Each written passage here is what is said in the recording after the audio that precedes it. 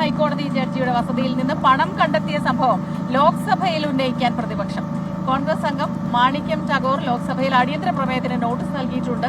വിഷയത്തിൽ രാജ്യസഭയിൽ ഹാരിസ് ബീരാൻ എംപിയും നോട്ടീസ് നൽകിയിട്ടുണ്ട്. ബൽറാം നെടുങ്ങാടിയാണ് ഡൽഹിയിൽ നിന്ന് വിവരങ്ങളുമായി നമുക്കൊപ്പം ചേരുന്നത്. ബൽറാം, പറയൂ, പ്രതിപക്ഷത്തിന്റെ ഒരു നീക്കം എങ്ങനെയാണ്? Good morning Smitha, SKN GK. ഈ വിഷയം ഡൽഹി ഹൈക്കോടതി ജഡ്ജി യശ്വന്ത് വർമ്മയുടെ വസതിയിൽ നിന്നും വലിയ തോതിൽ പണം കണ്ടെത്തിയ വിഷയം പാർലമെന്റിലും ഉന്നയിക്കാനാണ് പ്രതിപക്ഷത്തിന്റെ തീരുമാനം. ഇതിന്റെ ഭാഗമായി രാജ്യസഭയിലും ലോക്സഭയിലും നോട്ടീസ് നൽകിയിരിക്കുന്നു. ആദ്യ നോട്ടീസ് നൽകിയിരിക്കുന്നത് ലോക്സഭയിൽ കോൺഗ്രസ് അംഗം മാണിക്യം ടാഗോർ ആണ്. അദ്ദേഹം പ്രധാനമായും ഈ വിഷയം ഏറെ ഗൗരവമുള്ള വിഷയമാണ് എന്നും അതുകൊണ്ട് തന്നെ ഈ വിഷയം സഭ നിർത്തിവെച്ച് ചർച്ച ചെയ്യണം എന്നും ആവശ്യപ്പെട്ടാണ് നോട്ടീസ് നൽകിയിരിക്കുന്നത്. രാജ്യസഭയിൽ ഹാരിസ് ബീരാൻ MP നൽകിയ നോട്ടീസ് ചട്ടം 267 അനുസരിച്ചാണ്.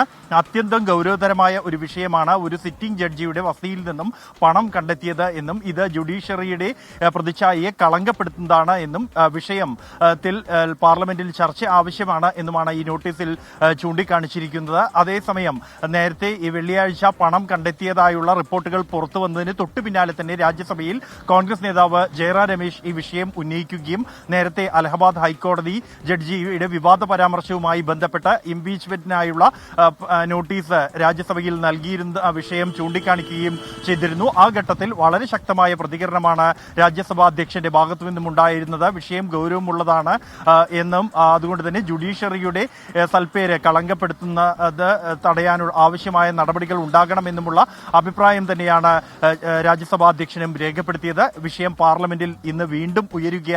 ഈ ഘട്ടത്തിൽ കഴിഞ്ഞ ദിവസങ്ങളിലെല്ലാം തന്നെ ഈ പ്രതിപക്ഷാംഗങ്ങൾ നൽകിയ നോട്ടീസുകൾ സഭാധ്യക്ഷന്മാർ തള്ളുകയായിരുന്നു. ഈ വിഷയത്തിൽ എന്ത് നിലപാടായിരിക്കും സ്വീകരിക്കുക എന്നത് നിർണായകമാണ്.